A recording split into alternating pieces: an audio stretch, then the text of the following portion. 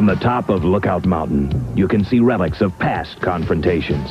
Those involving men of honor, men of strength, men of pride. The question is not one of right or wrong, but one of choice. When old friends turn to violent behavior and other friends stand by, someone must say an eye for an eye. During a time when most extend season's greetings, in the NWA it's become season's beatings.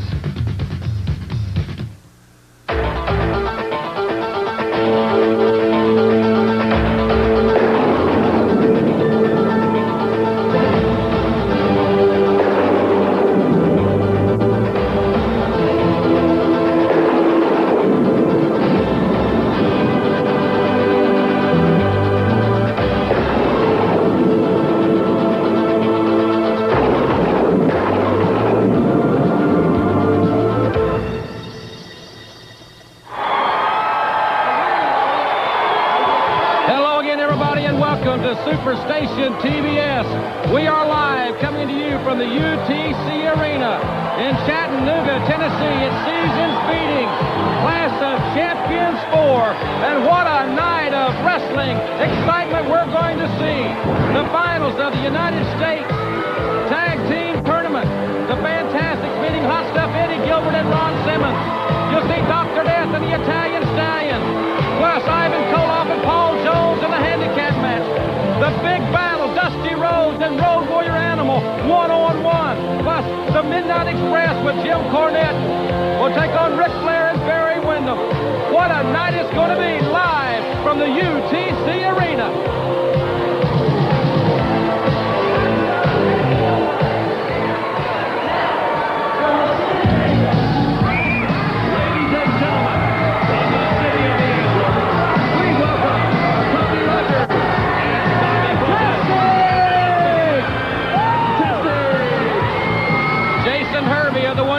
Introducing the Fantastics and their opponents, Hot Stuff Eddie Gilbert and Ron Simmons. What a night it's going to be. This place is electrifying. The UTC Arena is on fire. We'll be joined by Tony Schiavone and Lex Luger. I'll be joined here at ringside by my colleague Bob Caudle. It is going to be, fans, no doubt, the greatest live wrestling event that any of us have ever had the privilege of being a part of. So many big confrontations. All the top stars are here live tonight on Superstation TBS. And we are going to kick it off with a phenomenal event for the finals of the United States Tag Team Tournament. The Fantastics meeting Hot Stuff Eddie Gilbert and Ron Simmons. Gilbert and Simmons, no doubt in the biggest match of their life, taking on the Fantastics, who know what it's like to be the United States champions. They won it one time before, right here in this very facility. Can lightning strike twice for the Fantastics, or will it be destiny for Hot Stuff Eddie Gilbert and Ron Simmons? The crowd, I mean, everybody here is ready to go. The wrestlers are excited. National television and fans will be back with the finals of the U.S. Tag Team Title Tournament right after our very first timeout. Jim Ross and Bob Caudle here at ringside. And Bob, this is going to be something. It's certainly electrifying here in the UTC Arena here in Chattanooga, Tennessee. We're here at the Clash of Champions 4, season's beatings, and Ron Simmons starting out against Bobby Fulton. Jim, it's a great opportunity for wrestling fans all across the nation to see the finals of this tag team tournament live right here on TBS. Both of these teams have, well, they've had tremendous struggles to get here. They've gone through some of the greatest tag teams in the world to reach these finals, and one of these teams is going to leave right here with the championship belts when they leave the ring. Collar and elbow tie out. Ron Simmons, no doubt the most powerful man in this tag team event. The big former Florida State football All-American, 265 pounds. There you see Bobby Fulton. Fulton has great quickness, and no doubt he will have that advantage over Ron Simmons here. No doubt about that, Jim. Simmons is the big heavyweight. He's the strong man of the four in the ring when it comes to just real brawn. But Fulton and Roger both are going to try to use their quickness and speed to outwit him, to get him off his feet and get him on the mat. The Fantastics are more successful when they control the tempo. And with Hot Stuff Eddie Gilbert's great strategy and technical abilities, and this man's strength, they may have a hard time doing that. Nice move by Bobby Fulton. Drop kick. taking Big Ron Simmons off his feet. Backing Simmons in, sends him for the ride. Simmons misses with a powerful clothesline, but he's caught Fulton right there. Backbreaker, high impact by Big Ron Simmons. And I think we can count on Bob seeing Simmons and Gilbert perhaps slow it down a little bit to counteract the quickness that the Fantastics possess. That's great strength for the big man from Florida State. That's just an example of how power and brawn can overcome the quickness and the speed. When Fulton missed that, when he went into the ropes and came off, Simmons was ready for him to scoop him up high to the air. There's Jason Hervey of the Wonder Years.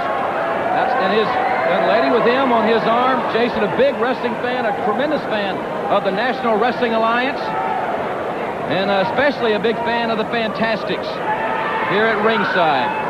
All right, this pace at this point in time, I think, has to be in Gilbert and Simmons' favor. The Fantastics, and we have seen them in some tremendous altercations. One comes to mind right here, Bob, in this facility. Several months ago when they won the U.S. titles, but that match was a very high-tempo match. They were controlling the pace for most of that contest, but right here, this is what they have to do.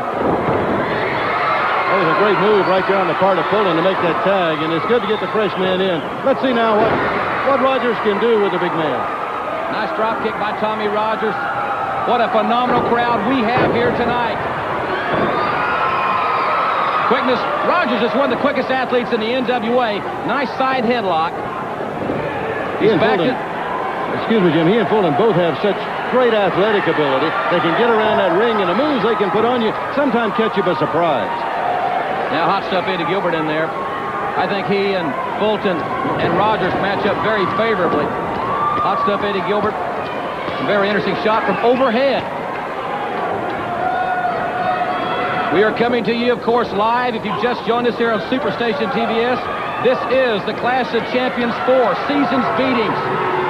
Side headlock by hot stuff Eddie Gilbert. Gilbert and Simmons controlling the tempo at this point.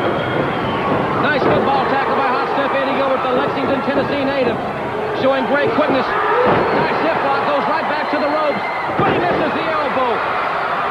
No doubt, the pace is really going to pick up now with Gilbert in there.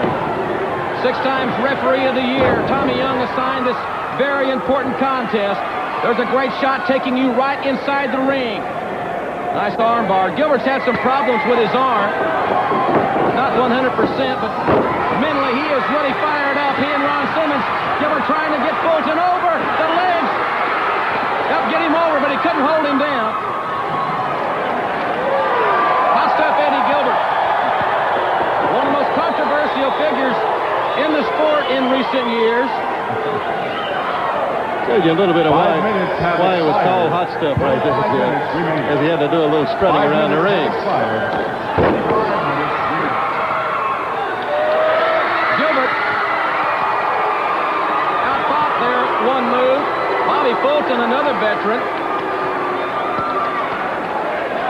Beautiful young lady here, and a lot of beautiful women and great wrestling fans here in the state of Tennessee. Fans from a several state area have converged on this beautiful facility here in the heart of the Lookout Mountains. Nice fireman carry takeover by hot stuff Eddie Gilbert, but a good reversal. Great counter wrestling by Bobby Fulton.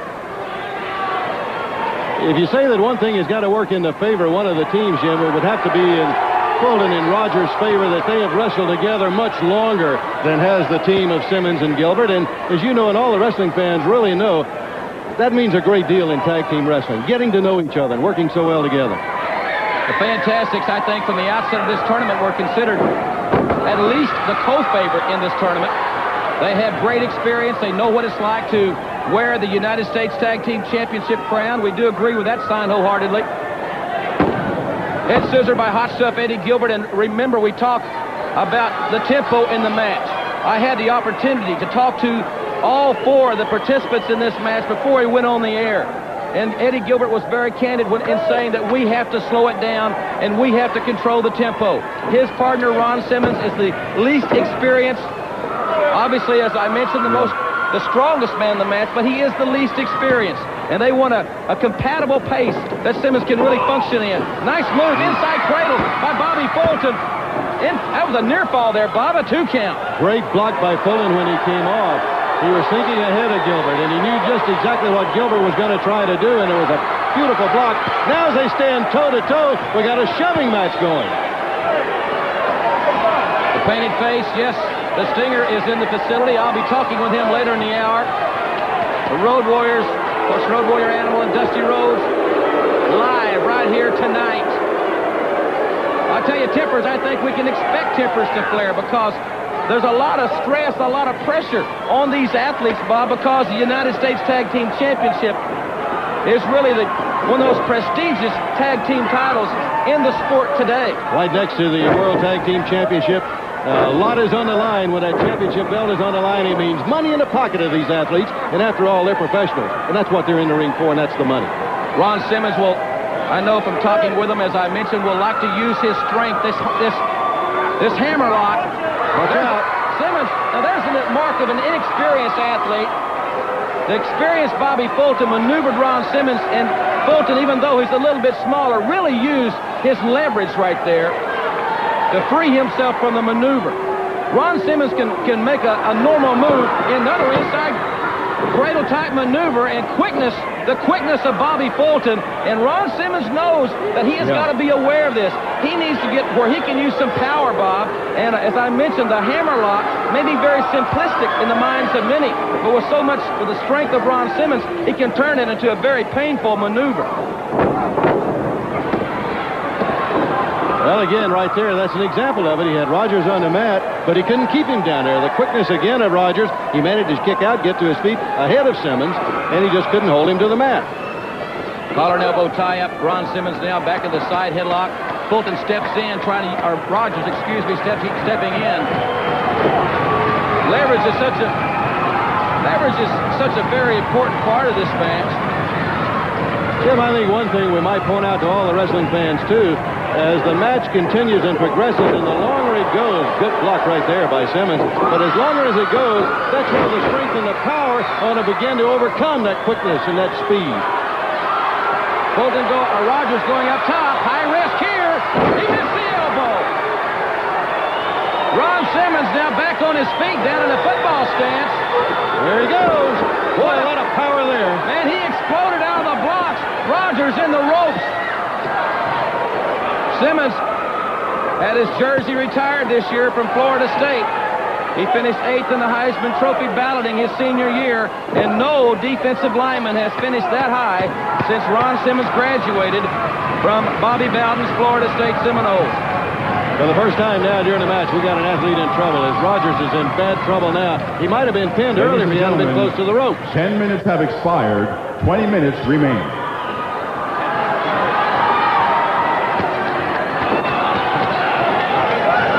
Gilbert and Rogers trying to jockey for position. Quick move by Tommy Rogers.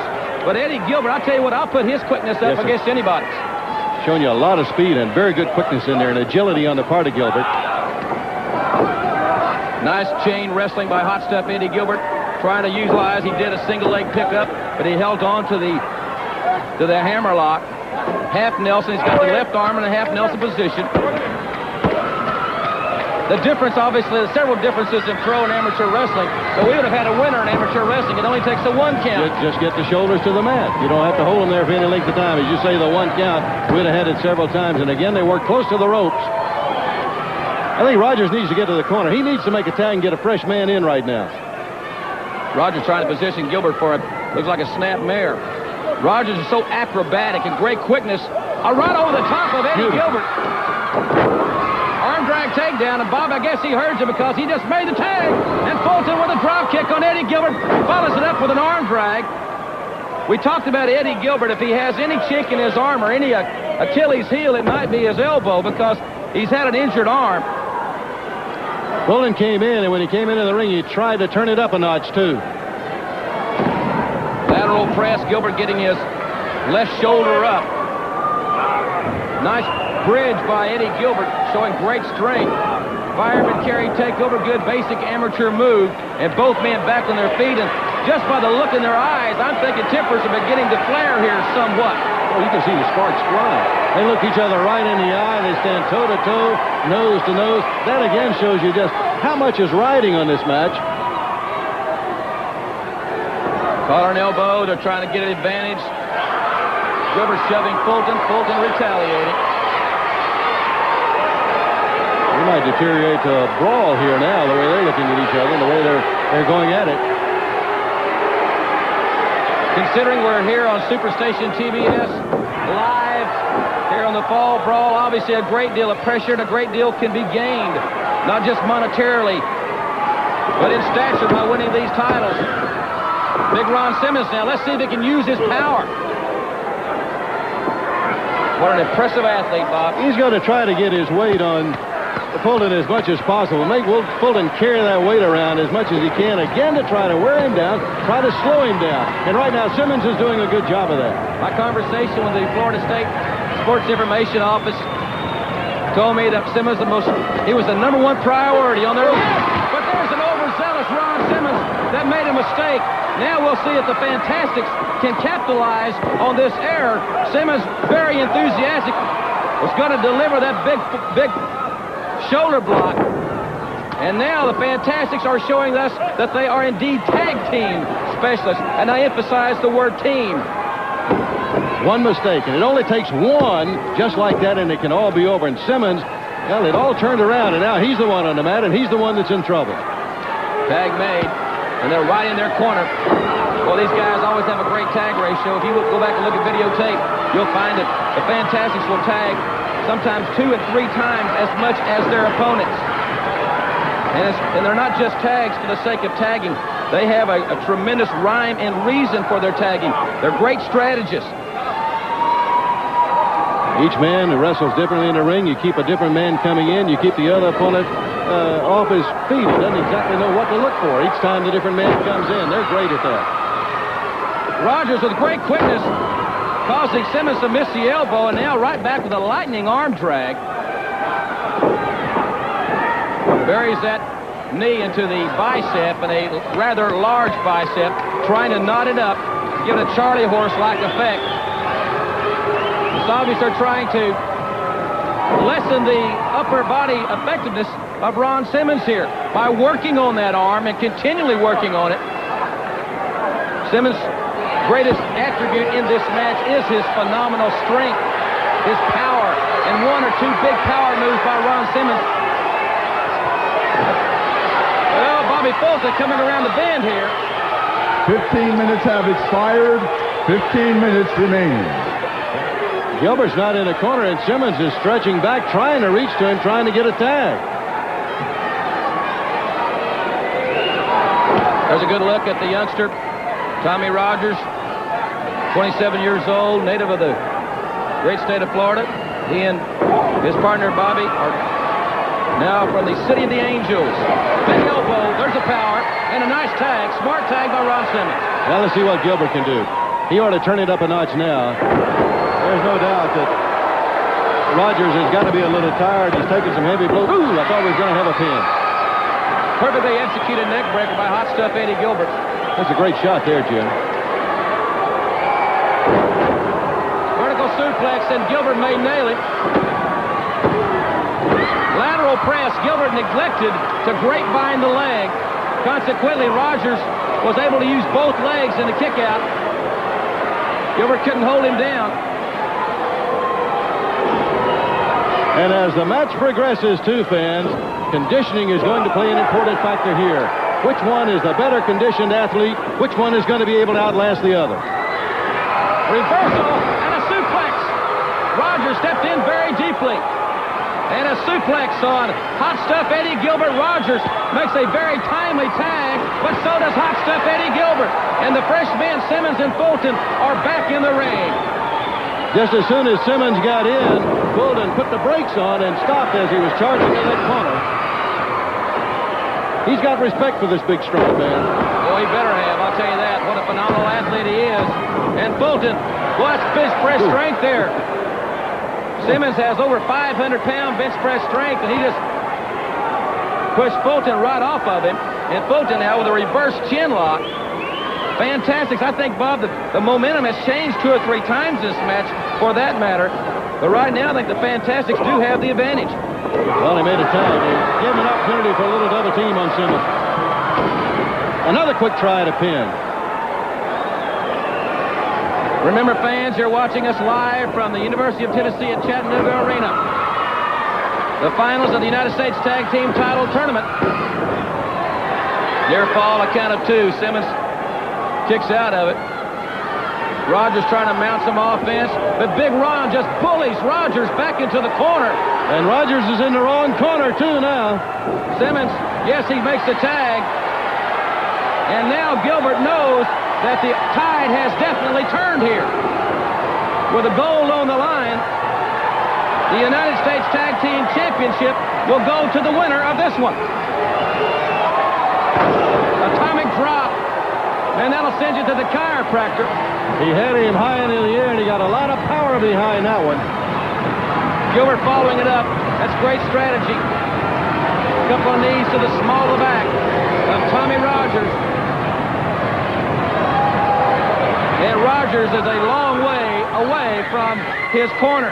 And I'm sure Gilbert, if he has anything to say about it, will keep him there. Belly-to-back suplex. Well, Rogers has taken a pounding in the last couple of minutes. With that shoulder up, just in the nick of time again. We're talking 2.5 here. Yes, sir. A great camera shot that showed referee Tommy Young's hand coming down. Now I think we're going to see the power turned on by Ron Simmons. Elbows and a headbutt. He's working on the arm.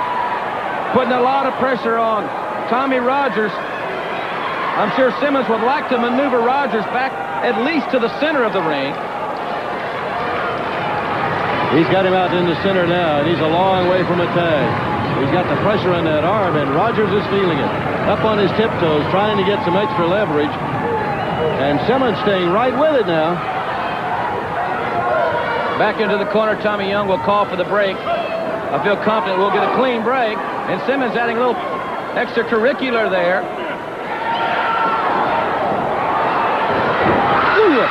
Second time he's missed that. You cannot hesitate against the Fantastics. 20 minutes have expired. 10 minutes remaining. Ooh! Rogers tagged Fulton, and Fulton with a flying body press was caught in midair and power slammed by that big stallion from Florida State. And Simmons makes a very intelligent tag. A roll-up by Hot Stuff Eddie Gilbert, and Gilbert all the way through. He caught his arm on the steel post.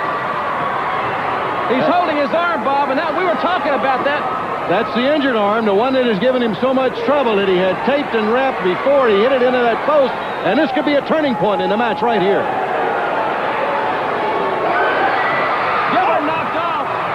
His arm just hammered that steel railing or security railing surrounding the ring.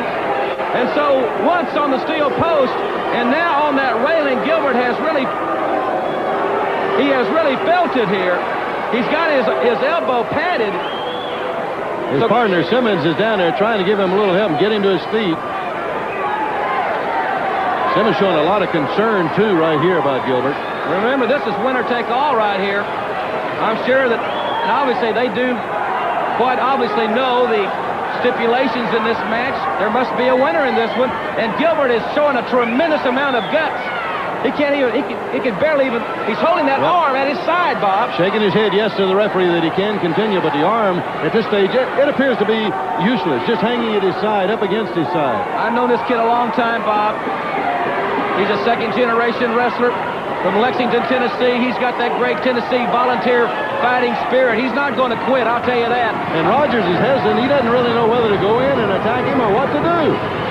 Well, I'll tell you, he's got to take advantage of the opportunity. That's the way he has to look at it. It may be misfortune for him. That's what he's got to do right there. A drop toe hold right up, rolls right up, and now he's working on the arm, and what else can he do? We've got to look at the stakes in this match. The United States Tag Team Championship is on the line here. Ask no quarter, show no quarter, and certainly show no mercy, and that's what's happening in the ring. Eddie Gilbert, I tell you, a lot of guys would have never gotten back in the ring. He met the steel on 2 occasions within seconds of each other. And now Bobby Fulton in there. This is smart tag team wrestling by the Fantastics. They're doing what they have to do to win. And they're doing it legally. continuing to be twisted and pounded on by the Fantastics. Gilbert's in a tremendous amount of pain. He looks sort of prayerfully at the corner, trying to reach out for the tag, and they work right on it again. Gilbert's elbow, you can see how it is. It's really puffed up. And Rogers drops the arm or the leg on the arm of Hot Stuff Eddie Gilbert. Gilbert, the pain has got to be excruciating. I don't know if he can even hear this thunderous crowd as they are chanting and cheering him on. Instinct and guts. That's what's keeping him going right now.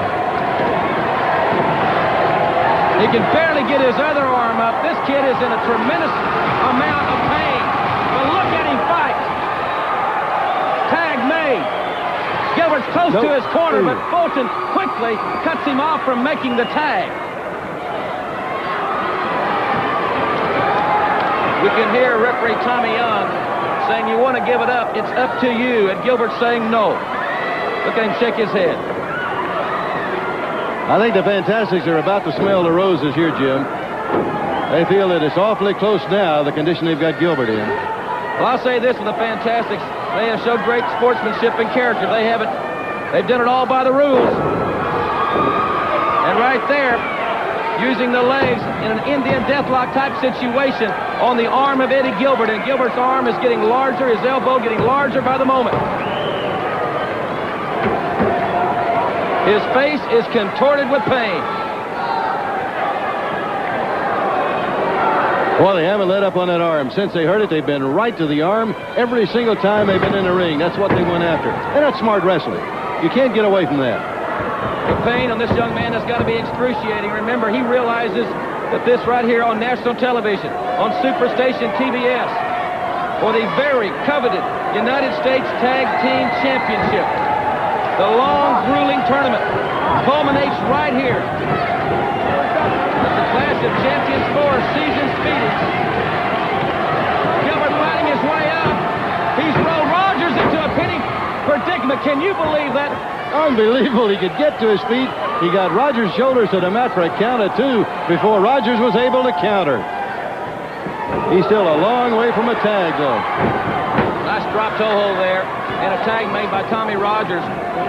Ladies and gentlemen, 5 minutes remaining. 5 minutes remaining. Thanks, Tony. So if you want me to... I'm here especially reporting to... I'm Eddie Gilbert on that injured arm. He missed with a headbutt. Every move they've made has been toward that arm. Smart tag team wrestling, and Fulton rolling over to Ron Simmons, obviously to cut off the path for Eddie Gilbert to make a tag. Gilbert with one good arm is fighting with all he's got. Good hip toss, too, that way.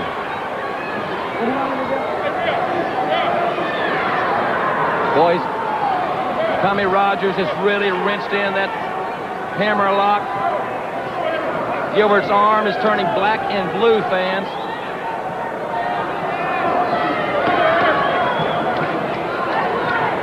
Look at the pressure that Rogers is applying to Hot Stuff Eddie Gilbert. I wonder if we go the time limiter, are we going to go sudden death? You'll never see anyone with any more pained expression on their face than Gilbert. What a terrific battle he has put up against tremendous odds. Back into the corner, referee calling for the break. Jim, I don't care how great an athlete you are and how great a wrestler you are, you can't compete with one arm. There's just no way you can do it. Rogers right back on the attack. Really reaching back. You can see 4 minutes left in this match. 4 minutes. Rogers arching his back, exerting all the strength that he can. Now he's up on a base where he can use his legs as well. Hammers the knee, and now pulling back on the arm of Eddie Gilbert.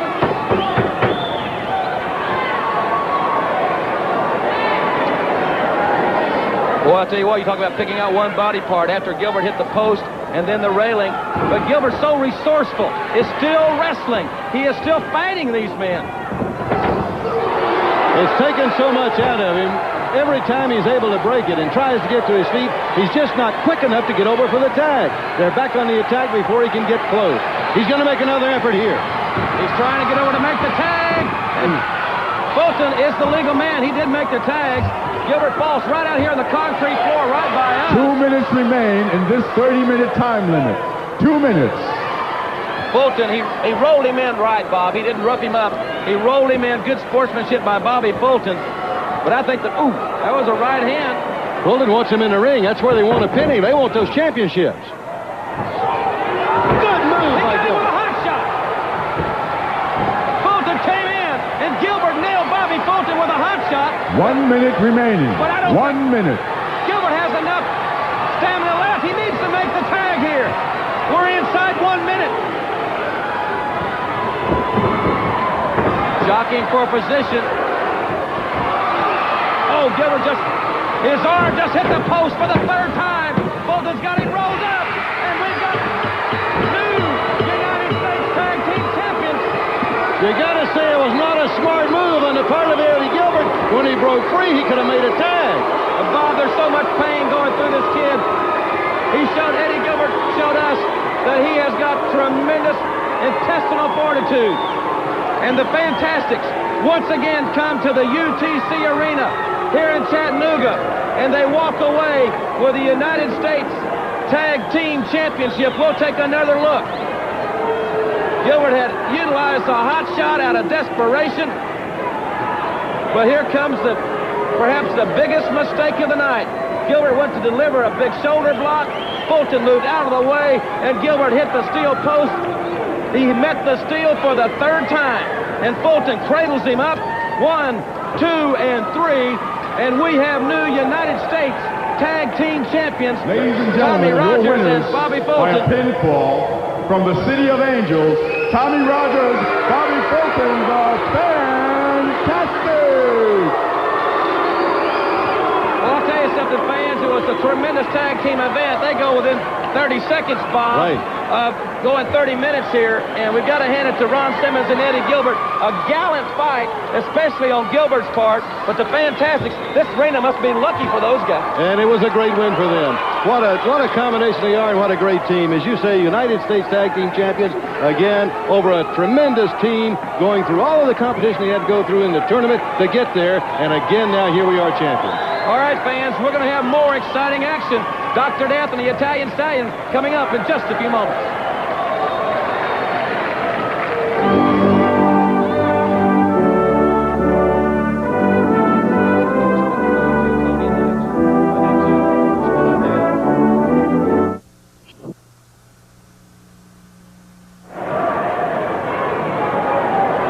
Tony Schiavone in ringside with our special guest host, Lex Luger. And Lex, once again, as it was once before, the Fantastics become U.S. Tag Team Champions here in Chattanooga at the UTC Arena. What a tremendous win for them.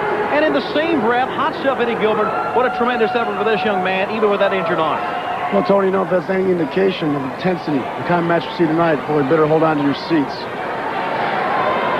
This is a showcase event. It's on national TV in front of millions of homes. It serves a dual purpose. Number one, you know we want to be at your best when you're in front of that many people. And number two, this is a major, big-time tune-up and a big event coming up, and that is Starrcade True Grit just over 2 weeks from now, Tony. And, of course, that's your big night against the World Heavyweight Champion, Ric Flair, who will be in a tag team match tonight. He and Barry Windham against the Midnight Express. I do have to say I have a special vested interest in watching here tonight. I try to get a match lined up with Nature Boy, but seem to have other plans. So what I'm talking about is I'm sitting here, I'm watching real close, and I'm scouting the Nature Boy out. But I would much prefer to have my tights on after watching a match like that to sit here at the booth. Yeah, it was a tremendous match. It almost went the time limit. We do understand, though, that right now we do have to go back to the ring. Is that to understand? Back to the ring? So let's go back to the ring right now. Ladies and gentlemen, our next match of the evening, a one-fall 30-minute time limit. To my right, from Naples, Italy, at 250 pounds, the Italian Stallion.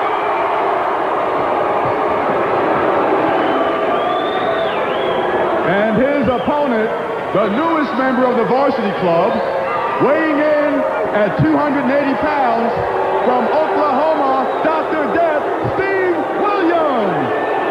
He is accompanied at ringside by his manager and mentor, Kevin Sullivan.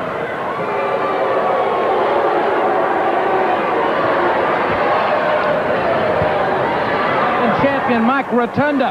And, of course, at Starrcade, on the day after Christmas on December 26th, I've got to think it is going to be a phenomenal event for the television championship.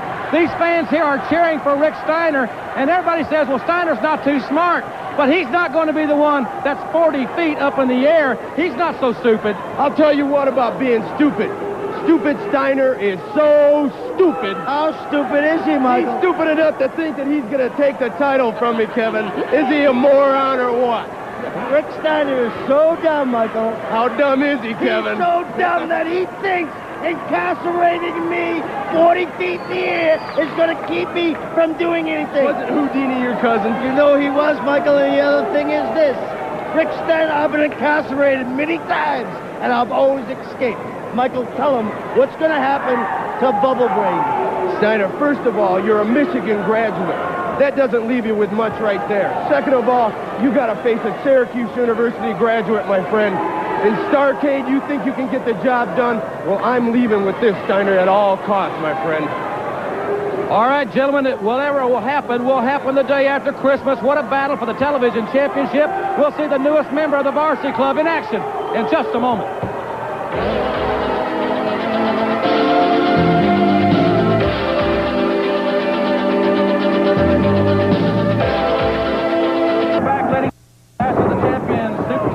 Meetings. Jim Ross and Bob Cottle here at ringside, coming to you live from Chattanooga, Tennessee. It's Dr. Death Steve Williams and the Italian Stallion. Jim, we can look for a different type match in this. Both of these men are really super heavyweights. You got Dr. Death Steve Williams in there, 280 pounds. The Italian Stallion at 250. They both can rock the ring. Nice Myron McCary takeover by Dr. Death Steve Williams. Williams wearing his Oklahoma University singlet. The Italian Stallion proudly displaying the colors of his native country, Italy. Good football tackle. Stallion puts Doc on his back. Nice reversal. The Italian Stallion drop kicking Doc right outside the ring. And the Italian Stallion has started off very, very quickly here. Well, he's a great athlete and a good wrestler, Jim. He's a former two-time national AAU freestyle champion. So he's got the ability to get in there and compete, and that's what he's showing you. Young man very proud of his Italian heritage. His family settling in the Detroit, Michigan area. I'll tell you, though, Steve Williams, he's a high-impact, explosive type wrestler. He's exceptionally strong, powerful, with good speed and quickness for a man his size. This is going to be a good match. Wrist lock by the Italian Stallion. The Stallion's first opportunity here on a Clash of Champions to show exactly what he's made of. Nice move there by Dr. Death Steve Williams.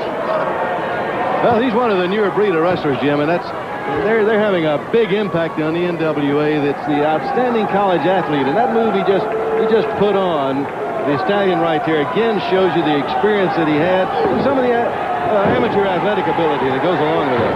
Doc with those clubbing right hands to the back of the Italian Stallion sends him for the ride, but the Stallion catches Doc with a clothesline. You know, I tell you, I know that the camp of the Varsity Club is spending a lot of time concentrating about the match that I spoke with Rotunda and Sullivan about. That's, of course, at Starrcade 88 in the Norfolk Scope Arena Monday night, December 26th, for the television title.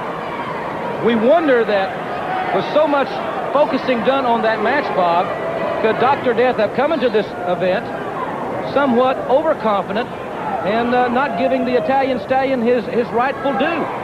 A tremendous mistake if he did that, but, you know, he's a pro, and pros normally, they don't really look ahead. They know that any night they get in the ring against another professional, it can all end right there. So I think he's well prepared for this match. Dr. Death showing the great strength, fall-away slam. Williams has that great combination of being able to beat you with power moves or to be able to out-wrestle you. As an 18-year-old freshman at the University of Oklahoma, he won his first All-American honors. This is with the elbow, though. It's just such things at that can really turn it around. There's Kevin Sullivan. He very keenly was looking at the action and watching what Dr. Death was doing in the ring. Right on top of it is Sullivan. He's always that way. Italian Stallion, I know, before we went on the air, I spoke with him, and he was very, very nervous about this match. He knows this is a great opportunity for himself, for his family, for him to really excel here on the Superstation TBS at this live broadcast. Stallion has slowed the pace down now. He's got big, strong, powerful legs, and with that arm in that leg lock, he can put the pressure on it. He can hurt Williams with this. Williams, though, rolling Stallion back over on his shoulders. And Doc is using the ropes for leverage. Well, I guess we could say that he's learning his lessons well from Sullivan. He learned that from Kevin Sullivan, I'm sure of that. He certainly did not learn it from Coach Stan Abel of the University of Oklahoma Sooners, I'll tell you that. Williams, four-time All-American there, Bob, and he's the only four-time All-American in pro wrestling today. And he doesn't need to do that. That is what is so frustrating about this whole varsity club situation, is that Rotunda is also a phenomenal wrestler. There's nobody any better than Rotunda in the ring, technically, but he'll break every rule in the book, and I got to think that's Sullivan's philosophy. That's Sullivan's influence and his philosophy on both Mike Rotunda and also on Steve Williams. Well, Sullivan heard you, and you heard his comment. Rules are made to be broken. Yeah, well, some people that break rules get put in small cages and they go 40 feet in the air where they can't break any rules. That's where we're going to see that guy, too. Hey, I was thinking about Williams. You know, he really likes it when things get wild and rough in the ring. And with the background, we talked about it earlier, with his speed and his size and his quickness, he can wrestle with it, he can brawl with it. And right now, he's going to brawl it out if he can with the Stallion. But he missed that one twice. Nice flying body press by the Italian Stallion. But look at Doc's strength. Williams just bench pressed the Stallion all the way out here to the concrete right by us. I almost caught him in midair when he came flying through the ropes. He was almost in our lap. 5 minutes remain in this time limit.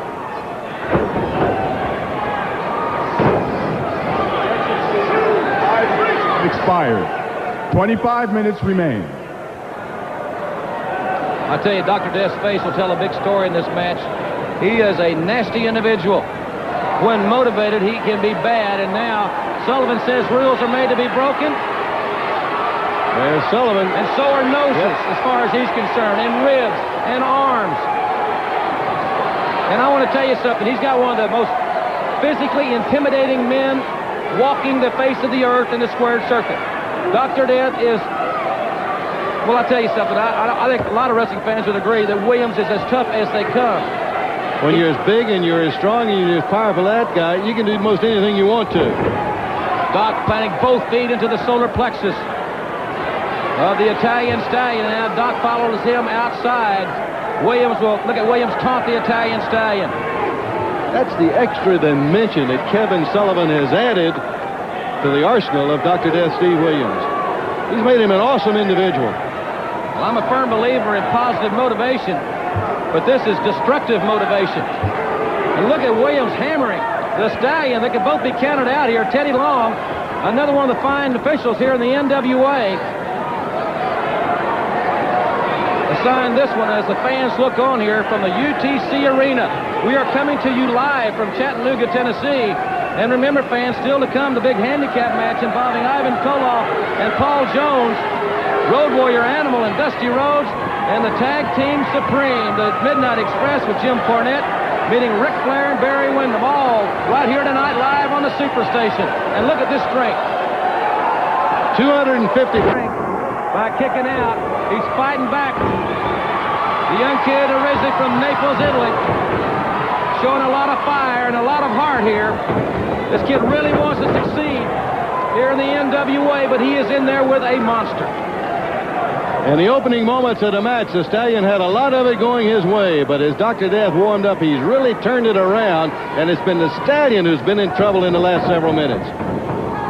You better believe he's going to stay on top of you, too. Dr. Death Steve Williams now with a modified version, it looks like, of the sleeper hold. Williams is one tough man. He's tougher than Geraldo Rivera's nose, I'll tell you that. Yeah, I was thinking you was talking about our handicap match coming up, and earlier I said a man with one arm can't beat a man with two arms. That handicap match, we're going to see that Ivan Koloff is going to have an arm tied behind his back, Jim. That's a real handicap match. Doc really rinsing down now on the Italian Stallion. The Stallion looks like he's fading fast here as Williams really turns up the gas. Reverse chin lock. those big, powerful shoulders of Dr. Death Steve Williams. You know, in the next few weeks, the NWA always has... Ladies and gentlemen, 10 minutes have expired. 20 minutes remain. Battle Royals, and these Battle Royals are just made for a guy like a Dr. Death Steve Williams. He likes to, on the football field, 22 guys out there, and he survived 4 years of major college football. When you talk about that, that's where power and brawn really take over in the muscle. Now you see it. Look at this. There's a struggle of power for you. Italian Stallion, very wide base, showing leverage, and Williams powers him back down. Teddy Long in great position there. The Stallion really, he spent a lot of strength and energy coming back up to his feet, and Williams just jerked him back down. Jim, I think it's going to be interesting to see how two men this big, this heavy, and it's hot in here. With all the lights on it, they're under. Just how long they can continue to go at this pace. It's been a quick-paced match. They've been at it now for several minutes. They're perspiring heavily. Just how long are they going to be able to continue and keep going at this pace? Once again, the Stallion fights his way back up. Williams is holding on to the reverse chin lock. Stallion buries the elbow, and now follows with the right hand. Gets some momentum, and he nailed Doc with a big clothesline. Boy, that clothesline will just about take your head off, and he hit him flush with it. It's been his best move, but that one isn't. Too much hesitation. He went to the well. It was dry. Doc has moved out of the way.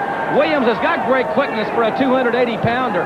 He played offensive right guard for Oklahoma. He'd pull out of there and lead those sweeps from time to time. So he does have quickness. He looked like he was blocking a cornerback on that one when he got that shoulder right into the Stallion. Standing drop kick by Williams. Cradling the Italian Stallion. Stallion, powerful legs, kicks out of it. But Doc right back, picks his legs up. Twists that ankle right back around. As Bob Cottle mentioned, the Italian Stallion, two-time national AAU freestyle champion at 220 pounds. He's quite a bit bigger than that. Man's got a tremendous physique on him, too. A lot of muscles, a lot of power, and a lot of strength. But there's Sullivan now right in his face, and he's going to taunt the opponent at every chance he gets. That's a distracting thing when you got somebody in your face talking to you, hollering at you. You got somebody really got a wrestling move on you. That's tough to compete with Sullivan outside. Certainly is. Rick Steiner will not have to contend with that. Cute young lady. Fans, I'll tell you, this boy, what a great crowd we have here, and they are enthusiastic. Doc really wrenching back on that leg, almost in a half Boston Crab-like position. Looks like those guys just came off the set of Deliverance. Those bib overalls on. Reminds me of back home in Oklahoma. Well, the size and the strength and the power in the shoulders and the arms and across that chest of Steve Williams, he can really put the power on that leg and the pressure, and that's exactly what he's got. And here's Sullivan again, right in the face of the Stallion. Doc goes to the ropes, buries the knee, and Doc kicks Stallion right out on the apron. I'd really get a little apprehensive with Sullivan circling the ring here like a vulture waiting on a fallen prey to take advantage. I want to get somebody to watch my back when Sullivan's behind us. There again he goes after the Stallion. The Sullivan factor coming into play here, and Williams is controlling the match and controlling the tempo. Sullivan with that maniacal laugh right around the corner from us.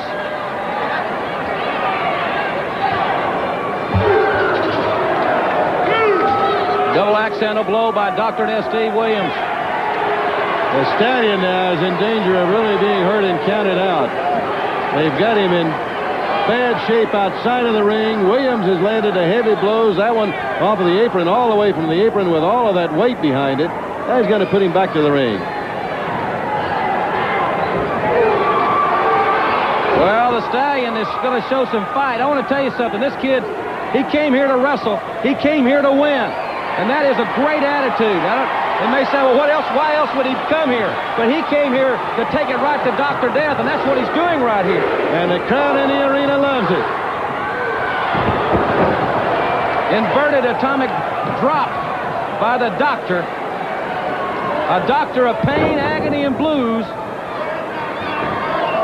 The most recruited high school lineman in America his senior year. Dr. Death narrowed his choices to the Nebraska Cornhuskers and the Oklahoma Sooners. 10 minutes have expired. 15 minutes remain. He was going to play for the Big Red, either the Big Red of the North or the Big Red of the South. And was Barry Switzer and the folks at Oklahoma ever glad to get this man? Just like Kevin Sullivan. Sullivan did a great recruiting job. Dr. Death is now in his fold. There wasn't as much rejoicing in Doc's home state when he went with Sullivan as when he went with Barry Switzer. Good hard power slam. Boy, that takes a lot of power to lift a man that heavy, that high, and power him to the mat. Watch out. He's hesitating a long time. Doc come off the top with the big splash, but he hesitated, and the Stallion quickly moves out of the way. Now let's see if the young man from Italy can take advantage of this opportunity. Jim, you called it right on the button. Williams just took too long. Great drop kick by the Stallion. This youngster's taking it to Dr. Death. Power slam, but he didn't cover him there. Find that unusual. He's going to send him to the right. No, Doc reverses it. Misses with a clothesline. Catches him in midair. Uh-oh. You can measure this one on the Richter scale. Stampede. The Oklahoma Stampede. And when he nails you with that one, it is over. Case closed, as the big cat used to say. Dr. Death Steve Williams and his Oklahoma Stampede coming through with a convincing yet hard-fought victory. Bob, look at the strength here. Watch him catch this man at 260 pounds right in midair. Scooped him right up off the mat. Got him back in position out of that corner for that Stampede. And as you say, Jim, you don't get up from this. Watch that power. Tremendous. Great elevation, tremendous power by Dr. Death Steve Williams. A victory here on the Clash of Champions floor. Your winner by a pinfall, the big guy from Oklahoma, Dr. Death Steve Williams. A win for Dr. Death Steve Williams, joined by Jason Hervey, who we saw ringside earlier, and the total package Lex Luger. Lex, first of all, another win for Doc. I know maybe surprised at seeing Doc with the varsity club, but he looks pretty good out there. I gotta tell you, I was very surprised at the sudden attitude change in Dr. Death Steve Williams. But I have to admit, it's a solid win for Doc, and he is definitely firmly entrenched as a member of the varsity club at this point in time. Okay, Dr. Death Steve Williams, the win. Jason Hervey is with us. Jason, second time we've seen you on Clash of the Champions. It's been an exciting night so far. Yeah, it's been great. I mean, the Fantastics, I mean, they really pulled it off, and they really proved, you know, to all of Hollywood that they really are fantastic, you know? Okay, let's talk about the Wonder Years on television. It's a great program, and I know you're real excited about doing this program. Oh, yeah, I love the Wonder Years. I mean, already we've only done, you know, 6 episodes, and we won an Emmy for Best Comedy. And it's a wonderful show to work on, and now we're back on our second season, and I'm just looking forward to, you know, making a good show. Well, we know it's a tremendous show, and as always, you're welcome here with us.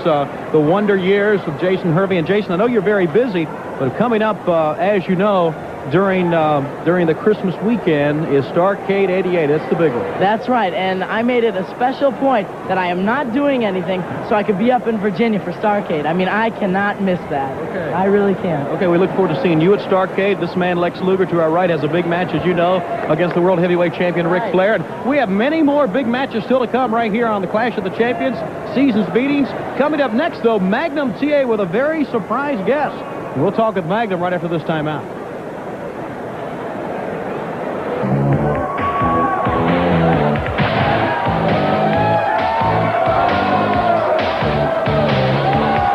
I'm Magnum TA, and I got some good news to report to the NWA.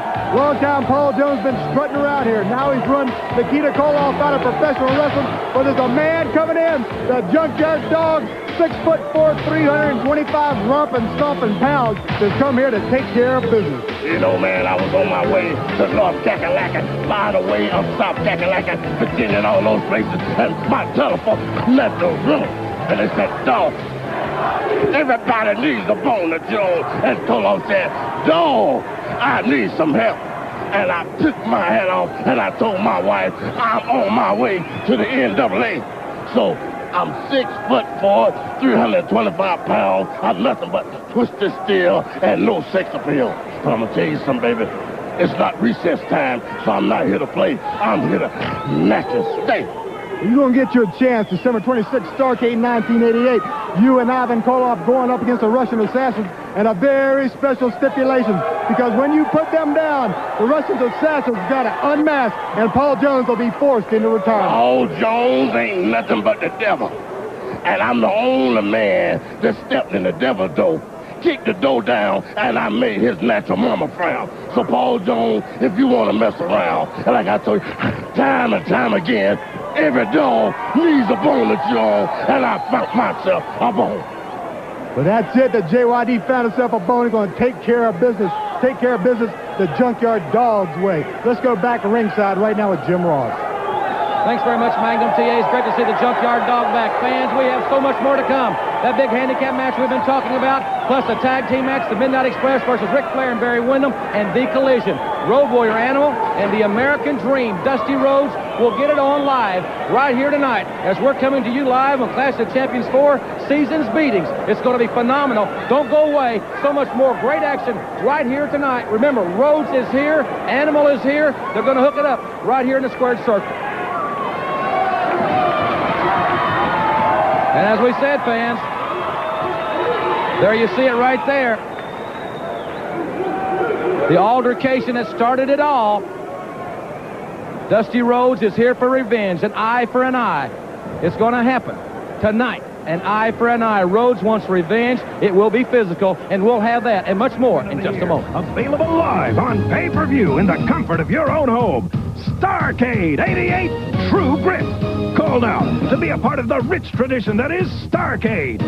No way out for five-time World Heavyweight Champion Nature Boy Ric Flair as he collides with the awesome power of Total Package Lex Luger in a no disqualification all-out war. Plus, former friends become foes as American Dream Dusty Rhodes and Sting tag up for revenge against the might of the Road Warriors. And U.S. Heavyweight Champion Barry Windham takes a test of true grit as Big Boy Bam Bam Bigelow gets his shot at the belt.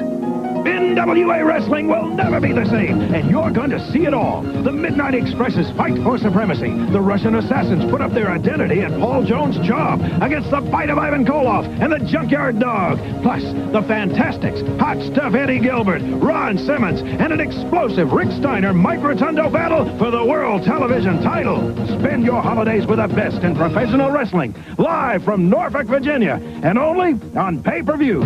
Call now to reserve your ringside seat in your very own home.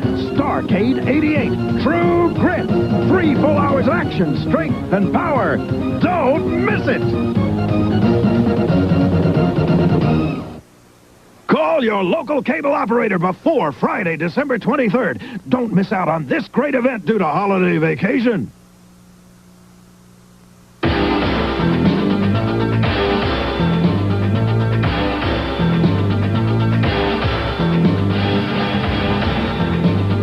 For our next match of the evening, from the outer Ukraine of the Soviet Union, tipping the scales at 120 kilos, the Russian Bear, Ivan Koloff.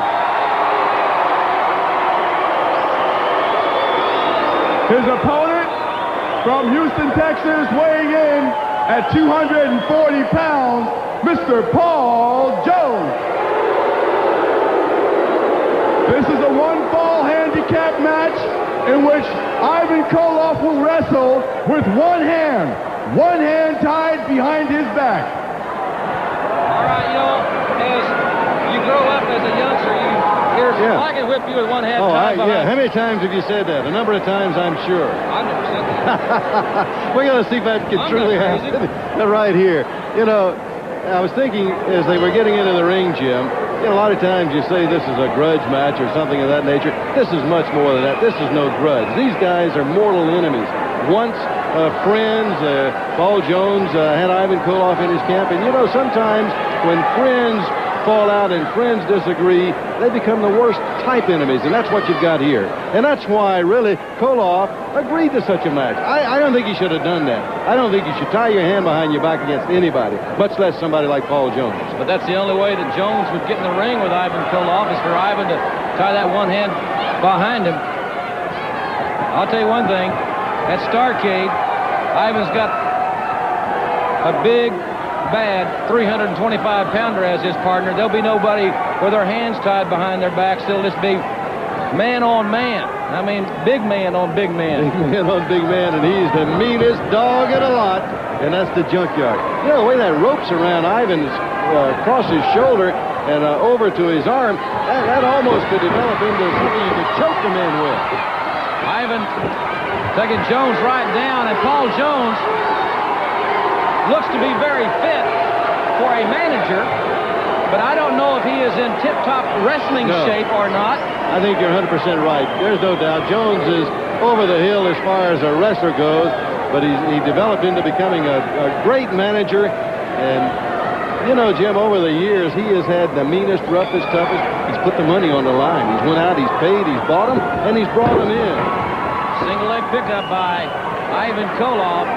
Jones has had a very successful career as a wrestler in years gone by. My colleague Bob Cottle has seen, I think, Paul Jones in many stages and many championships. That's right. He's held a number of championships over his career. And when we talk about being over the hill, he's still a very dangerous man in that ring and still an outstanding competitor and wrestler. But the hatred between these men is what brought them together in the ring. And when you got that kind of hatred and the adrenaline is flowing, you can expect anything. Hey, was that to you or me? That was for you, Bob. Okay, good. All right, right hand. And what else would it be? It's not going to be his left hand because it's tied behind him. Paul Jones, now look at Jones. He's begging for Koloff to back up. He talked big about this match. He wanted the wrestling match. He's got one hand tied behind him, and Jones is crying. I think Jones now wants to stop it and say, let's tie the other one behind his back also. Headbutt right to the shoulder. Down goes Paul Jones. Ivan's going to use all the weapons he's got.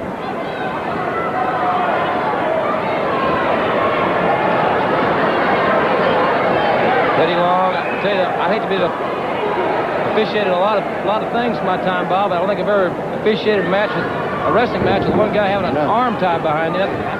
Very unusual. Hey, can you imagine the kind of flack that Jones is going to get if he loses this match to a man with one arm tied behind him? He'd never live it down.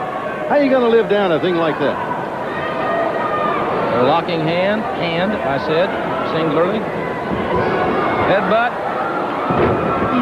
He hit right on his face, too, when he hit that mat, right on that nose. Ivan Koloff kicking away at Paul Jones.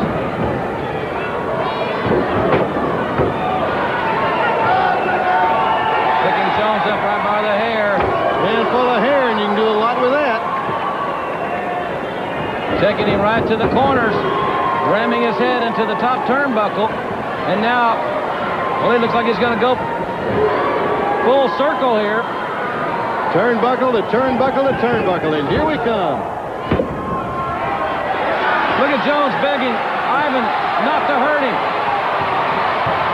Man, he talks a great fight, doesn't he? Koloff with huge hands, and he got that big hand right around the throat of Paul Jones. Trying to choke him down. I know Jones is not pleased whatsoever of the appearance of the Junkyard Dog, especially his appearance on December the 26th in Norfolk. But look, Ivan he's trying to choke the breath and possibly the life right out of Paul Jones here.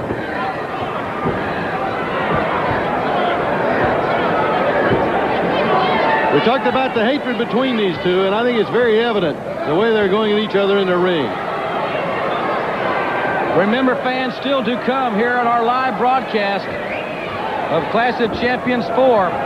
Road Warrior Animal and the American Dream, Dusty Rhodes, one-on-one right here tonight. And then you're going to see Jim Cornette's Midnight Express take on Ric Flair and Barry Windham and what could be the greatest tag team event ever witnessed on live television. We're going to batten down the hatches when those two matches get underway because it's going to rock and roll, and that's going to be tough. Going to be a slam-bam affair when you get those two underway. Right now, here's what... Hey, we talked about that rope around his shoulder. Jones has figured that out. Jones. 5 minutes have expired. 25 minutes remain. He's choking Ivan Koloff with that rope there. You see, great camera work. It takes you right inside the ring. I know that Ivan was so anxious to get his hands on Paul Jones. Well, they've rolled outside here, and let's hope they stay away from us. Watch out. They're coming our way. And I tell you, the ring moved. The ring moved, and Ivan may be incapacitated here. His free arm, his right arm, hammered, reminiscent of what happened to Hot Stuff Eddie Gilbert in our U.S. Championship match as he sustained a serious arm injury. And Koloff cannot afford, Bob, to have his right arm incapacitated in this match. No way. The other one with his back. You know, another thing it does with an arm tied behind your back, it keeps you off balance. You don't have the balance that you would normally have with that other arm. And you can't catch yourself with the arm. Any number of things. It really throws your whole wrestling off. Ivan gets back in the ring, and that's not an easy thing to do either. One hand tied behind you. And now Jones stomping on the free hand of Ivan Koloff. Look, he's right over and taunting him like, get up and fight like a man. Yeah. He's got one hand tied behind him, for goodness sakes. See there, all he had to do was just kick that one hand out, and right away Koloff just popped right back down on his face. Jones drops a knee to the back of Ivan Koloff. If he can keep that other hand tied up, he's got him. Nothing that Ivan Koloff could do. One fall to a finish here. Tremendous crowd looks on. Goes Ivan to the ropes. He caught Jones coming off with the right hand. Jones was not prepared for that. And Ivan Koloff with a series of right hands, and Paul Jones takes the easy way out. Look, he's got something in his hand. With the power that Koloff had in those blows, you only need one hand. What has Jones got? I don't know what kind of weapon it was, but he got Koloff right in the throat with it. That shows you just exactly what kind of man Paul Jones is. The kind of man that will cheat, he will lie to you, and take advantage of any opportunity. But Ivan fights back. Ivan, a great ring veteran. A man that has held over 20 wrestling championships in his long, illustrious career. Jim, he's mixed it up with the best, the dirtiest in any way There's through the over his object. career. Yeah, he's got it. Ivan just nailed Jones with a foreign object that Jones brought in the ring. He just beat Paul Jones with one hand tied behind him. Ivan Koloff has just beaten Paul Jones. Wait a minute, watch out. There are the assassins. Well, he still got that hand tied behind his back. the Russian team, we knew they probably wouldn't be far behind, and they are kicking Ivan Koloff into oblivion. The fans here are irate at this situation. They're double and triple teaming Ivan Koloff, who has beaten Paul Jones with one hand tied behind him. The Russian, they come off on Ivan. Here comes the Jeff John Dog with a chain. He's got his chain with him, and the 325-pounder. He does need a dog, a bone to chew on. He was going to chew on some Russians if they hadn't hit the skids. Isn't it amazing just how quickly they got out of the ring? And fans, we'll be back. We'll have more right after we take this time out.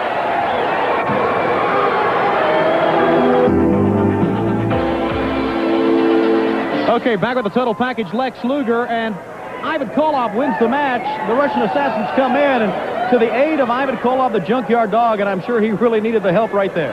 Well, I'll tell you, it looks like the Russian assassin and Paul Jones are bound on a page out of the tactics book of the Horsemen. Obviously, 2-on-1, 3-on-1, but they had a little surprise for themselves there when the JYD came down. I've been an admirer of his for a long time.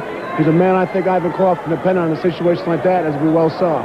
Okay, let's talk about situations. Coming up next, the American Dream, Dusty Rhodes, going up against Road Warrior Animal. The winner of that match will be able to claim the World Six-Man Tag Team title. But I'm not so sure that's what's in the mind of Road Warrior Animal right now. They've tried to take out Sting. They've tried to take out Dusty Rhodes. Who knows where they're going to go, Lex? You know, it's a situation. I've been back in the locker just a while ago. The tension. First of all, you got a big event tonight and millions of homes across national TV. And Tony, and lots at stake. And you add in the thing with the Road Warriors, and it's something nobody understands. It's the situation where the tension back there right now is so thick. I see Dusty, he's pacing back and forth. It's so, tension's so thick. I hate to borrow a cliche, but you could cut it with a knife. And the situation with the Road Warriors being that people love, always loved the bad boys, the Road Warriors. You know, they've always loved that image of the Road Warriors with the paint and the leather and the spikes. But you see, it goes much further than that now. They're not just bad boys anymore. We all got people we support, moms we have to feed. They tried to break Stinger's neck. They tried to take Dusty Rhodes' eye out. This is much more serious. This is a black mark on all professional wrestling. Now, I'll tell you, I don't know what they're going to do next. I really can't understand where their heads are at all. I think that's a good point, Lex, and it'll be for, of course, to claim that World Six-Man Tag Team title. Dusty Rhodes has held that belt before, and, of course, if Road Warrior Animal wins, he and Road Warrior Hawk will select their partner. But, like we said, who knows what will happen. Dusty Rhodes came into this big event, and he's been in big events before and will be. He said an eye for an eye. Well, tonight, Dusty Rhodes, with that eye heavily taped, I'm sure, will be ready to do battle. Right now, though, let's go back down the ringside to Jim Ross.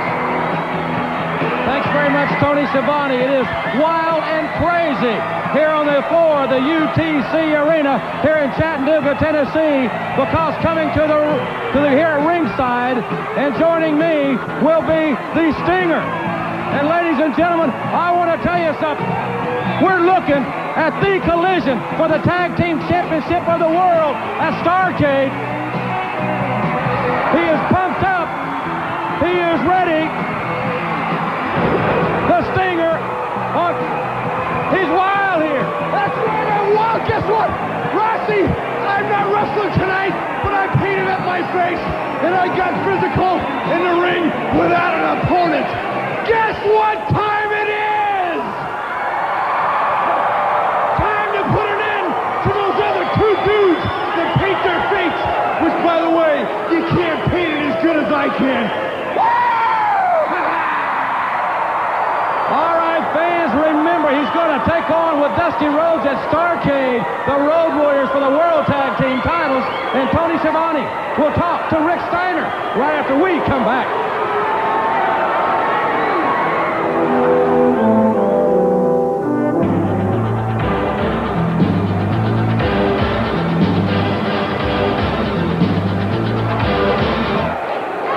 Well, ladies and gentlemen, we are waiting on the arrival of the American Dream, Dusty Rhodes. Road Warrior Animal more than ready in the ring right now. Now, this match, the winner of this match will be able to choose their partner or partners to become the new six-man tag team champions of the world. The disqualification rule, just exactly like Lex Luger and Ric Flair will have at Starrcade, has been waived. In other words, in this match, a disqualification will count the same as a pinfall. But Dusty Rhodes apparently is late getting to this facility. Until we find out more about that, let's go up to Magnum TA, who is standing by with Rick Steiner. Rick Steiner, you know, this is my first opportunity to really interview you since you made your break from the Varsity Club. And I've been watching your wrestling style real closely, you know, and your specialty, your forte, you may say, seems to be that belly-to-belly suplex. Yeah, you know, I've been in training, you know, and I've been eating a lot of fortes and suplex, and I had muscle. No. Today. No, I'm not talking about that. I'm talking about that wrestling style of yours, that belly-to-belly suplex. That's the same thing I used to use. You used to use that? Yeah, I used to use that. I use it. Well, you do it real good, and I'm saying... Oh, thanks, yeah. Alex taught me how to do it. He taught me real good. He talks to me all the... Well, wait a minute, you know, let's talk about Alex. You haven't met Alex yet? No, but Alex is just kind of like an extension of your personality. I mean, Alex isn't, he isn't a person. No, Alex is all about, he's his own man. He tells me what to do all the time. He's the only guy, he helps me out, you know? Well, just how long have you and Alex been together? Years and years. Well, I hope Alex is getting you ready because you got a shot at the world television title coming up at Starrcade, and I hope he's got you geared up because it's coming up and it's the biggest match of a lifetime.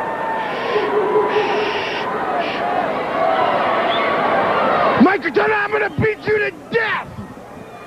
Alex. Well, fans, I tell you, maybe Alex knows where Dusty Rhodes is because we certainly don't. We're going to obviously check into the situation. Let's take a commercial break while we await the arrival of the American Dream.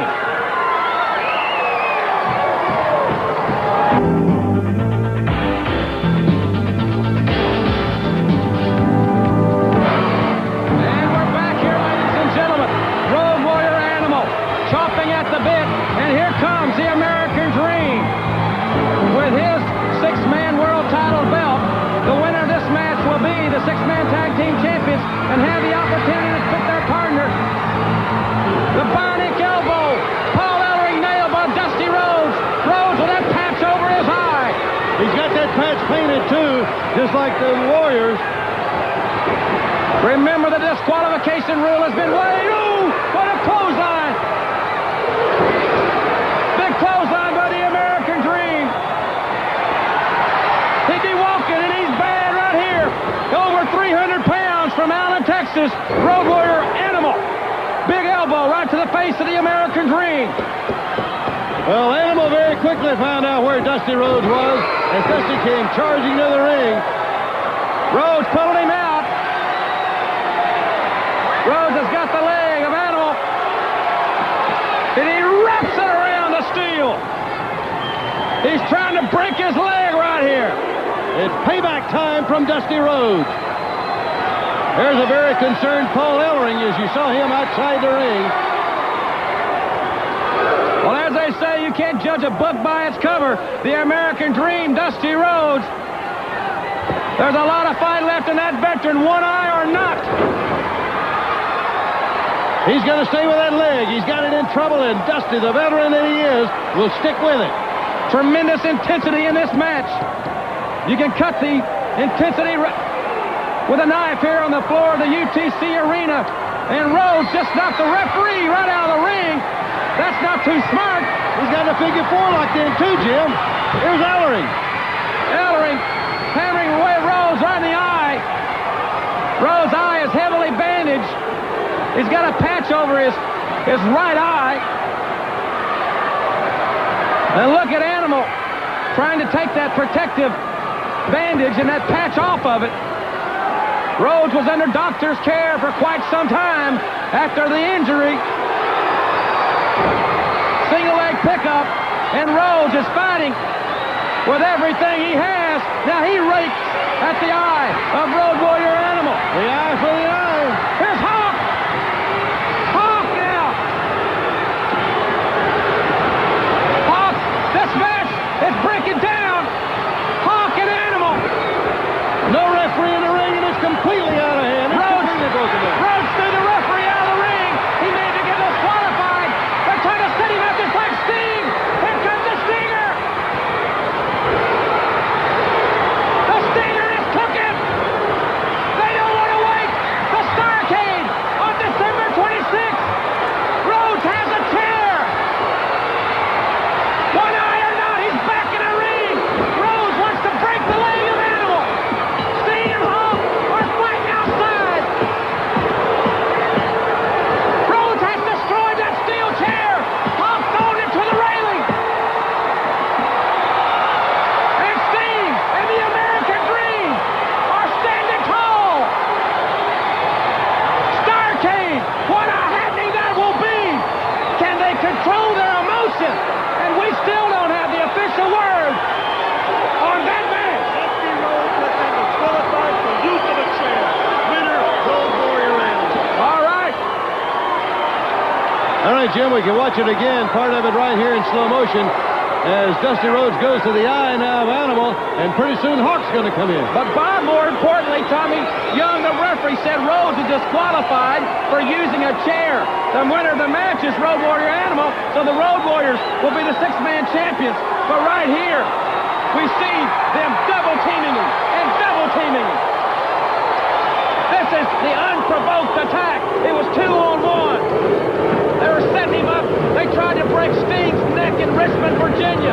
And that's what they were going to do to Dusty Rhodes right here. Look at Animal. Sting, go up top, Hawk. Go up top, and we'll break the big man's neck. He won't make it to Starrcade. But the Stinger hits the ring, Bob, and then it was an entirely different story. He hit it just in the nick of time, too, as they had the dream all set up for it, and there came Sting just in the nick of time to save his partner. The Stinger with some thunderous right hands. And, baby, if you don't think it's not going to be hot at the Norfolk Scope Arena the day after Christmas, you're sadly mistaken. And we've got a lot more action.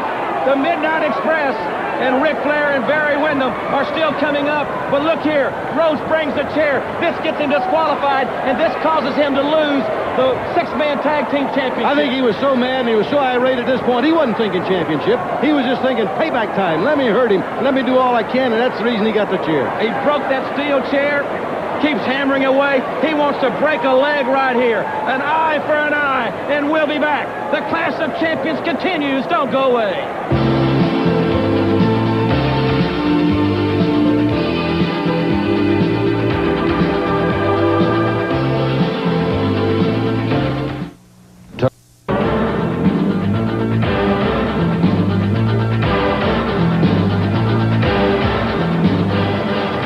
Tony Schiavone, Lex Luger, that was a wild ending to that match, wasn't it? I tell you, Tony Schiavone, this is a prelude. I mean, I got to take my jacket off because I'm getting the adrenaline flowing just like everybody else in the arena. Anybody out there watching, this is the prelude. As this is the thing to come and start cave to. Boy, we're going to blow the roof off that joint in Norfolk, Virginia in 2 weeks because, man, now I got to sit here and watch a Nature Boy wrestle. Boy, I know if I can contain myself. It's going up against the Midnight Express and world champion Ric Flair. It should be a great match, but right now, let's go to the ring.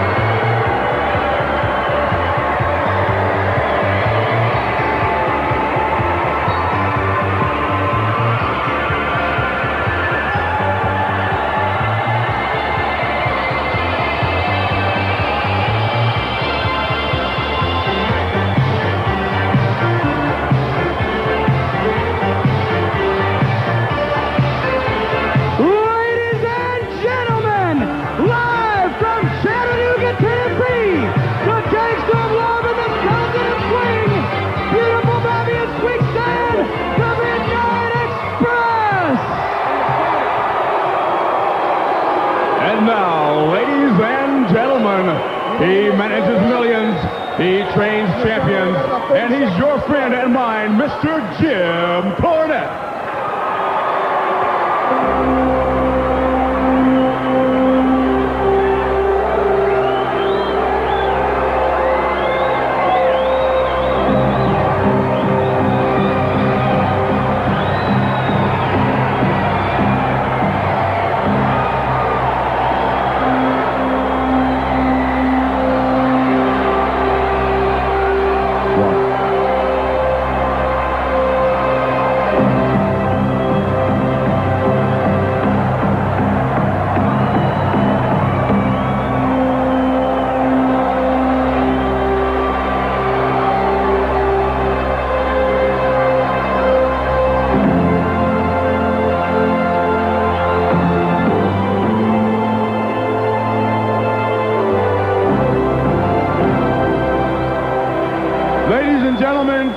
For our next match this evening, from Sweetwater, Texas, he is the U.S.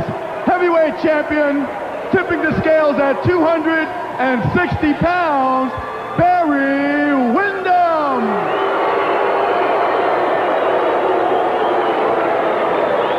His tag team partner, from Charlotte, North Carolina, he's a limo-riding, jet-flying son of a gun. He's all smoke, diamonds, and glitter. The NWA World Heavyweight Champion, Slick Ric Flair. All right, ladies and gentlemen, the introductions have been completed for this, our final event here on the Clash of Champions 4 Seasons Beatings. And talk about a dream come true. Bob, I've often wondered what it would be like to see the caliber of athletes like Ric Flair and Barry Windham, who I consider the two top single wrestlers in the world today, against what many consider, and I am one of those, the smoothest, the finest tag team in wrestling, Jim Cornette from Midnight Express. What would it be like? And we're going to be sitting right here. Where else would you rather be than in Chattanooga, Tennessee, coming to you live? And Bob, you and I are right here at ringside. Oh, man, and I tell you, I've really been looking forward to this. As you say, two of the most prestigious championships in sports, the World the World Champion and the United States Champion, the two top championships in professional wrestling in one corner. And I don't think you can find a better tag team than the Midnight Express. And, of course, they got that little extra in that corner in Jim Cornette. Bobby Eaton, the high flyer. All of them are tremendous athletes. It's going to be a great match from the opening bell. Jim Cornette will join David Crockett this Saturday morning at 11:05 Eastern Time here on Superstation TBS for Championship Wrestling. And I'd also like to extend an invitation for you fans to join Tony Schiavone and I this Saturday at 6:05 Eastern Time on World Championship Wrestling, of course, right here on Superstation TBS. I think David may have a tough time getting a word in with Cornette, too. All right, here we go. Ric Flair and Bobby Eaton starting it off. Slick Rick, as Lex Luger looks on with our colleague Tony Schiavone. Jim, I have been hankering for a long time to see these two in the ring going at each other. Oh, my goodness. Wow. Bobby Eaton shows he's not going to be intimidated by the Nature Boy or the United States champion Barry Windham.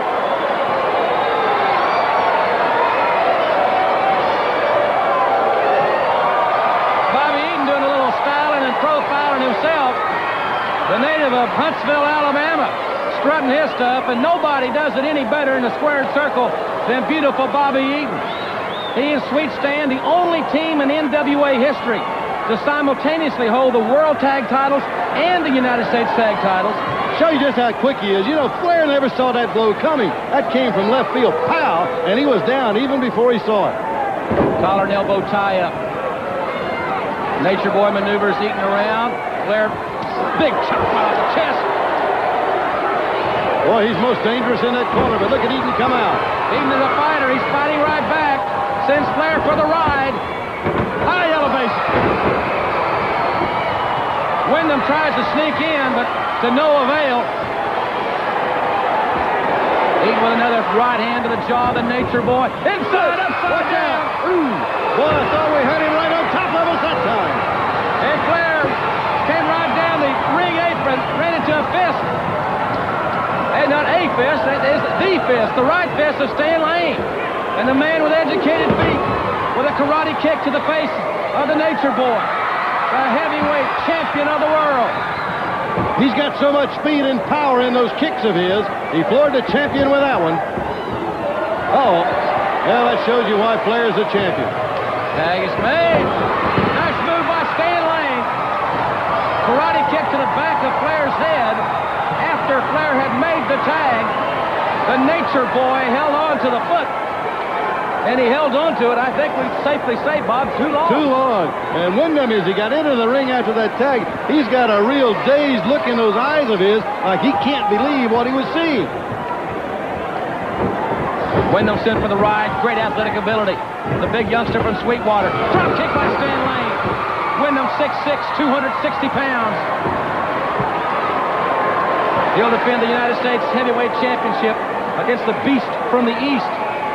The man with the tattooed skull, Bam Bam Bigelow at Starrcade 88. Oh, we talk about what great individual athletes they are, and all four of them are that. And, of course, one thing I think is working in the favor of Lane and Eaton, and that is the fact that they've worked as a tag team. And, of course, you see Ric Flair and you see Barry Windham more as singles, not very often as tag team partners. But, Bob, I'll tell you, their skill is so superior. Absolutely. As single wrestlers. I think we got to call this one a toss-up. Absolutely. Now, Windham, watch this. They're all great athletes. Windham up top. Oh, he missed with the elbow. It looked like a giant eagle flying through the air. And Lane retaliates with a drop kick and a karate kick to the midsection. And over the top rope goes Barry Windham. Over the rope and into that steel fence that's around the ring, and he hit it full force. Now they're all out of the ring right here at it. Yeah, little too close for comfort here. Oh, what a right hand. Bobby Eaton came from downtown on that one. Wyndham pulls himself back up, and Lane helps him back in the ring. Tag made. Beautiful Bobby back in. Well, the Express, they tag a lot. They tag often. They try to keep a different man in the ring. Try to keep the opponent confused. They're doing a good job of it. You know, as Jim Cornette has been a real thorn in the side of J.J. Dillon. It was Cornette's team that took the World Tag titles away from J.J. Dillon's company. Dillon hasn't forgotten that. Nice football tackle by beautiful Bobby Eaton. What movement by the champion of the world. Boy, Flair got high in the air on that one, too. Good, beautiful hip toss by Eaton. What counter wrestling. And beautiful Bobby scooping the world's heavyweight champion. He scooped the big man. Flair catches Eaton coming in, though, with a right hand. Chops now. A double-team effort by Flair and Wyndham. Oh, what a double clothesline! Beautiful Bobby flew through the air. Eaton Airlines. And Flair is the legal man in the ring. Tommy Young is making sure that beautiful Bobby knows that. Cornette and J.J. Dillon exchanging very unpleasant looks. And there's J.J. Boy, Wyndham is getting some animated instruction, too, from J.J. outside of the ring. You know, the referee did a good job even to keep up with who was the legal man in the ring, with all the commotion and all the switching and changing. Our officials have done a tremendous job tonight. Tommy Young and Teddy Long to the finest in the NWA. But Flair and Wyndham may have stepped into the hornet's nest. Bob, you so adeptly pointed out that they are indeed wrestling a two tag team specialists. That's right. Eaton and Lane. Flair very cautiously surveying Sweet Stan Lane. I know that Lex Luger taking a long, hard look at the Nature Boy. Each one of them looked a little cautious. You know, I think knowing what great athletes each one are, I think each one of them fear that if they make that fatal mistake, it could only take one and it could be over. Maybe like this. Stan Lane has got the figure 4 on Nature Boy Ric Flair, and Bobby Eaton is applying that same move on Barry Windham. The Midnight Express with a double figure 4, but a short-lived one. There's James E. Cornette there. I tell you, Jimmy Cornette's done a lot of growing up in the last few weeks. He's changed his attitude on a lot of things. We got to call a spade a spade. I think he's changing and changing for the better. Sweet Stan coming back over the top. Oh, what an elbow on the champion. He's grapevine the leg. Count of 2 in. He was going down for number 3, Bob. Almost had the champion pinned. He had the world's heavyweight champions, shoulders to the mat for the count of 2. But the champ, like the champion that he is going to fight back. Stan Lane has got educated feet, I'll tell you that. And they made straight A's in school to both the left and the right. And Ric Flair back into the sanctuary of his corner. I tell you something, the Midnight Express, we know that they have had all they can say grace over, battling with the Paul E. Dangerously's original Midnight Express. And, of course, they'll settle that issue at Starrcade. And, man, they have started out, I mean, like a house of fire here, but now the champion will try to assert himself here. But I think that's one thing that makes a great champion. When you get him hurt, that's when he's the most dangerous. And Ric Flair is just like that. Ric Flair, perhaps the greatest champion ever in the NWA. 5 times, Jim. 5 times this man has been the world heavyweight champion. Bobby Eaton trying to fight back, and he's doing it. Flair. And he is just broken down into a slugfest. And Eaton got the better of that exchange, tagging in Stan Lane. Lane caught with a blow in the midsection by Flair. Flair sends him for the ride. Ladies and gentlemen, Paul E. Dangerously is here in the building, and I think he's standing by with some comments.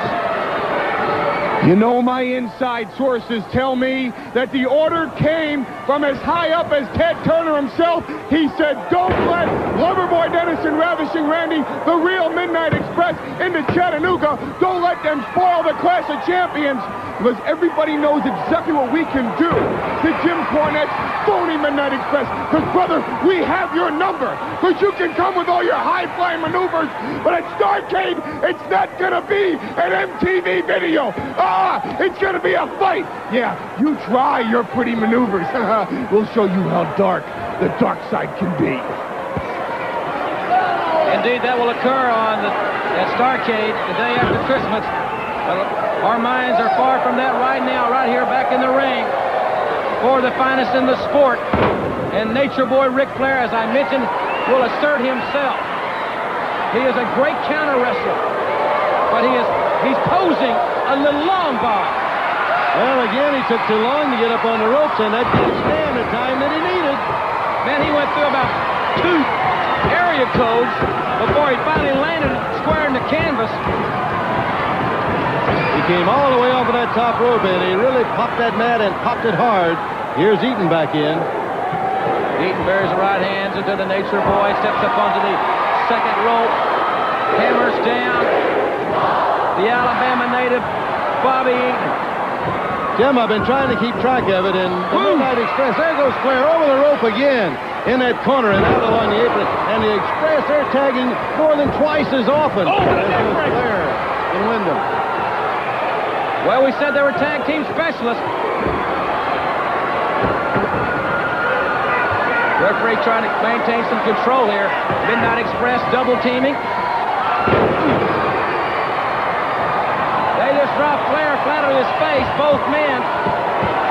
And Eaton with a cheap shot on Barry Windham. Flair's got a foot on the rope. Jim Cornette saw J.J. Dillon put that foot on the rope. And Master James E. Cornette a little livid there, and rightfully so. Eaton just wants to slug somebody, and he don't care who. Again, he went over to Wyndham. Eaton rolls up Nature Boy Ric Flair. Flair's got his shoulder up. And Barry Windham just nailed Bobby Eaton from behind. And it had been all Midnight Express, but Wyndham had just created a break, Bob. And I think as the match continues to progress and the longer it goes, I think, again, that's going to work in the favor of the two champions, Barry Windham, who's in now after the tag, and the Nature Boy. I think the Midnight needed to finish him off and finish him off fairly quickly. Inverted atomic drop. Barry Windham with a wide variety of weapons. He's got the lariat, the slingshot. Man, that slingshot lariat, he just nailed. That's a right hand. That's just old down-home Sweetwater, Texas right. I mean, man, he would have gone through a brick wall with that right hand. He sent Eaton right through the ropes, all the way off of the apron, right down onto the floor. Often wondered that glove right hand, we know it's awesome with a claw. Is there anything in there what should be? When look at the strength of this youngster. 6'6", 260, the United States heavyweight champion.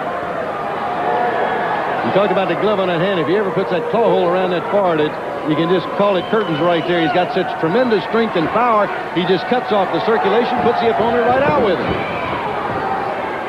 Nice power slam by Barry Windham. Reaches out that long wingspan and tags in the Nature Boy, who goes to the ropes, drops a knee right on the head.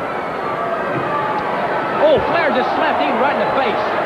He's repaying for what Eaton did to him at the beginning of the match. Flair is so cocky, so arrogant. The world's heavyweight champion. Many people say the greatest champion of all time. I don't think Lex Luger would disagree with that. Oh, what a chop. Right up above us in the corner, and nobody hits as hard with a chop as does Ric Flair. Bobby Eaton right outside here. He's in a very vulnerable position. Wyndham just dropped Bobby Eaton right over the security railing. Stan Lane coming around to help his partner. And now, oh, Flair's out there. What a chop right to the chest. This one is getting mighty physical, ladies and gentlemen. And you're seeing it live right here from Chattanooga, Tennessee. Some of the most brutal blows have been landed outside of the ring, too, down on the floor. Here's Cornette over now. He's trying to help Eaton up, trying to get him to his feet and back in the ring. Lane's going to come around and give him another assist, but Flair's also going to help him. Flair wants him back in. Ric Flair with another one of those great chops. Tag was made. There's a lariat by Barry Windham. And Bobby Eaton lies helplessly on the canvas. Lateral press, but Eaton kicks out very quickly. He kicked out before Windham had a chance to grapevine the leg. Whether or not it was the strategy of Windham and also of the world champion or not, I'm not sure, but they are tagging and they are switching more often now. Windham drops the knee on Bobby Eaton. Legal maneuver. They have executed a few legal maneuvers. There's a sleeper. You know, I got to think, Bob, this may be a great maneuver when you think about Windham's upcoming battle with Bigelow, the sleeper hold. He's got the leverage advantage. He's 6'6". That's right. Got the height. He's got the leverage. He's got the power in those arms and those shoulders. And I think he can put any wrestler to sleep with him. But Eaton now, he's fighting it. Nice move there by Bobby Eaton to counter out of the sleeper. But Windham can stand in the middle of the ring and reach out and tag his partner almost. That's just about how tall he is with those long arms. Wow. Goodness, what a blow. They are exchanging some physical blows here at the Clash of Champions 4. Season's beatings, indeed it is. The champion missed that one as Eaton blocked it and came right back with his own. It's brutal in there right now, Jim. It certainly is. It's very physical. This is the National Wrestling Alliance. Professional wrestling at its very finest. Flair just caught right on the beat. And he wants to make the tag. Flair's made the tag. And Bobby Eaton made the tag. Stay in lane. With his feet in his fist. Fist and fire. Feet and fury. Elevating Barry Windham. He sends Flair for the ride. And Flair's up in the lights. Lane is pumped right now. The adrenaline is going and he feels it all. The two top single wrestlers in the world today, their heads just cracked together. And beautiful Bobby has tied back in. Double goozle. They hit Windham high and they hit him low. And he goes down.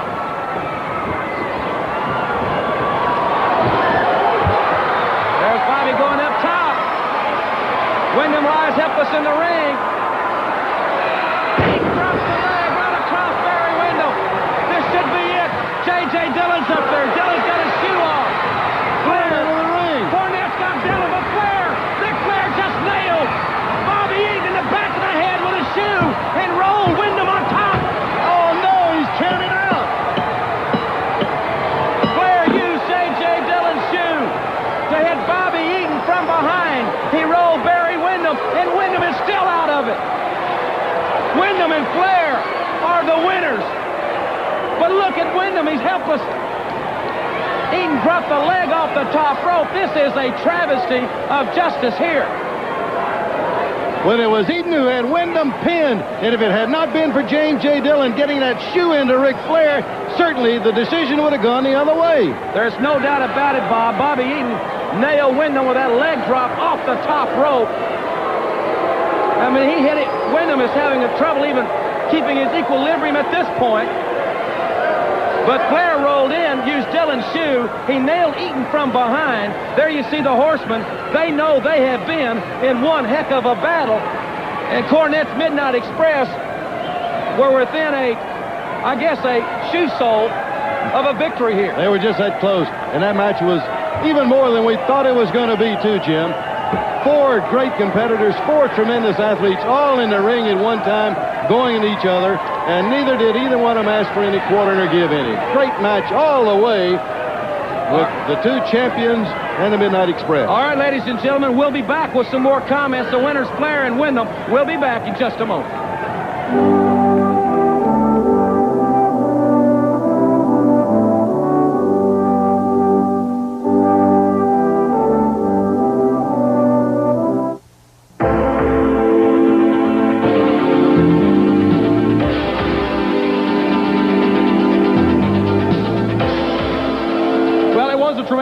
team event. I know, Jim Cornette, it ended not exactly like you wanted, and you're very upset right now.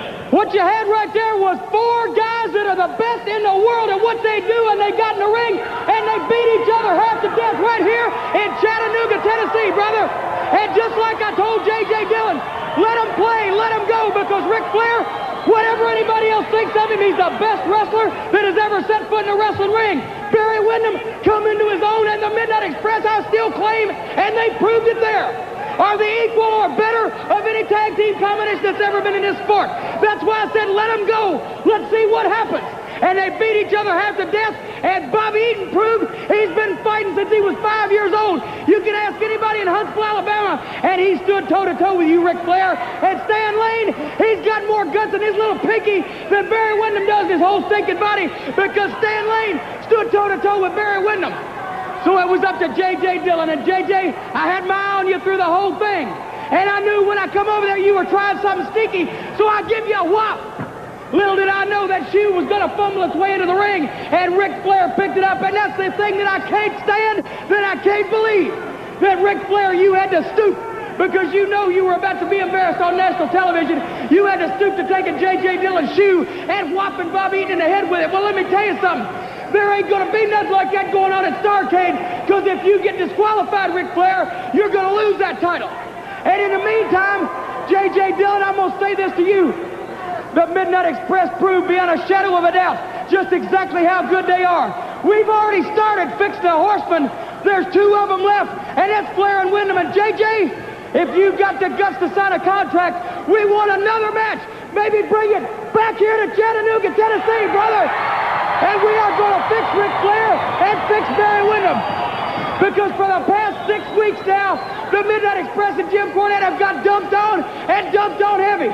We got beat for the World Tag Team titles through questionable circumstances. You got the original Midnight Express, brother, coming here and think they're going to do something. And now this. Well, let me say this.